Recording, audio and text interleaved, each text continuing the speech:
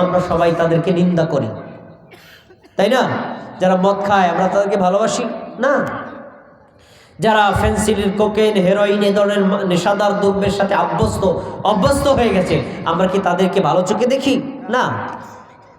কিন্তু এই শুধুমাত্র যে মাদকদ্রব্য গ্রহণ করে আপনি তাকে ঘৃণা করলে হবে না।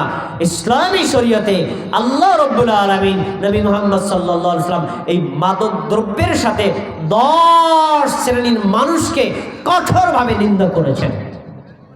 তার ভিতরে আপনিও একজন, তার ভিতরে আমিও একজন। কিভাবে দেখেন? মাদক দ্রব্যের সাথে সংশ্লিষ্ট 10 শ্রেণীর জন্য আল্লাহর অভিশাপ, নবী মুহাম্মদ সাল্লাল্লাহু আলাইহি ওয়াসাল্লামের অভিশাপ। আনাস রাদিয়াল্লাহু তাআলা আনহু আন্নাহু ক্বাল, আনাস ইবনে মালিক রাদিয়াল্লাহু তাআলা আনহু বলেন, লা'না রাসূলুল্লাহ সাল্লাল্লাহু আলাইহি ওয়াসাল্লাম কামা লা'নাল্লাহ। আল্লাহ নবী সাল্লাল্লাহু আলাইহি ওয়াসাল্লাম অভিশাপ করেছেন যেভাবে আল্লাহ তাআলা অভিশাপ করেছেন। তার মানে আল্লাহর অভিশাপ তার উপর আর নবী মুহাম্মদ সাল্লাল্লাহু আলাইহি ওয়াসাল্লামের অভিশাপও তার উপর। তারা কারা? ফিল খামরি আশারাতুন, মদের সাথে, মাদক দ্রব্যের সাথে 10 শ্রেণীর মানুষকে আল্লাহ এবং তার রাসূল অভিশাপ দিয়েছেন। বলেন নাউযুবিল্লাহ। তারা কারা? শোনেন। এক, আসিরহা, যে মদ প্রস্তুত করে। 2, অমুতাসিরহা, যার জন্য প্রস্তুত করা হয়। অশারিবাহা, যে মাদক দ্রব্য গ্রহণ করে।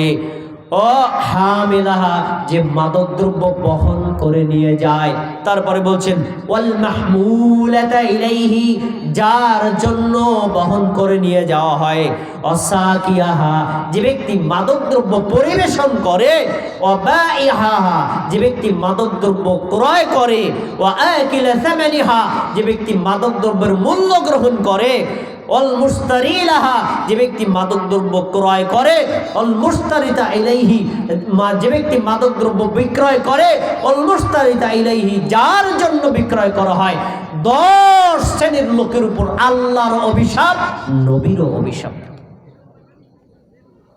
আচ্ছা, এবার বলেন আপনাদেরকে, যারা মদ খায়, ফেন্সিডিল খায়, হেরোইন খায়, গাঁজা খায়, জর্দা খায়, হুক্কা খায়, হ্যাঁ, তারপরে সাদা পাতা খায়, গুল খায়, আমরা তাদেরকে নিন্দা করি, কিন্তু এর ব্যবসা যারা করে তাদেরকে আমরা ঘৃণা করি না।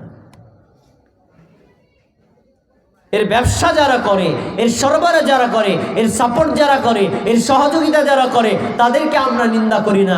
অথচ নিন্দার পাত্র শুধু এদের গ্রহণকারী না, বরং মদের সাথে 10 শ্রেণীর লোককেই ঘৃণা করা আমাদের জন্য কি জরুরি। 10 শ্রেণীর লোক অভিশাপ পাওয়ার যোগ্য। প্রিয় ভাইয়েরা, তাহলে আমরা যেটা বুঝতে পারলাম যে মাদক দ্রব্য গ্রহণ করা যেমন হারাম, সরবরাহ করাটাও হারাম, বিক্রয় করাও হারাম, এর মালটাকে এর থেকে লভ্যাংশ গ্রহণ করাও কি হারাম। এ বিষয়ে নবীর আরেকটি স্পষ্ট হাদিস আছে। জাবের রাদিয়াল্লাহু তাআলা আনহু বলেন, মক্কা বিজয়ের দিন মুহাম্মদ সাল্লাল্লাহু আলাইহি ওয়াসাল্লাম সাহাবীদের সামনে ঘোষণা করলেন, শোনো, হাররামা বাইআল খামরি, ইন্নাল্লাহা হাররামা বাইআল খামরি, নিশ্চয়ই আল্লাহ তাআলা মদটাকে যেভাবে হারাম করেছেন, মদের ব্যবসাকেও আল্লাহ হারাম করে দিয়েছেন। অতএব জর্দা খাওয়া যেমন হারাম, জর্দা বিক্রি করাটাও হারাম। জর্দা খাওয়া যেমন হারাম, জর্দা খুলে কাউকে দেওয়া এটাও হারাম।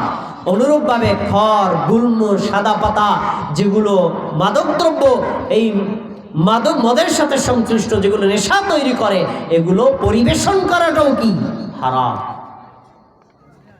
এখন আপনি বলবেন, আপনার দেশের, আপনার এলাকার মুফতি সাহেব বলবে, মিয়া মদ হারাম, এটা তো বুঝলাম, কোরআনে আছে, হাদিসে আছে। জর্দা পাতা হারাম, এটা কোথায় আছে দেখাও। সাদা পাতা হারাম, এগুলো কোথায় আছে দেখাও। তাকেই প্রশ্ন করি আমি, হেরোইন হারাম কোথায় আছে দেখান। ফেন্সিডিল হারাম কোথায় আছে দেখান। নাই তো। ফেন্সিডিল সহ আরো কিয়ামত পর্যন্ত আরো অগণিত মাদক দ্রব্য আবিষ্কার হবে, তার নাম তো আল্লাহ কোরআনে বলেন নেই, হাদিসে বলা হয়নি। তাহলে এগুলো হারাম বলবেন কেন? উত্তর, তার ভিতরে নেশা তৈরি হয়, এজন্য হারাম।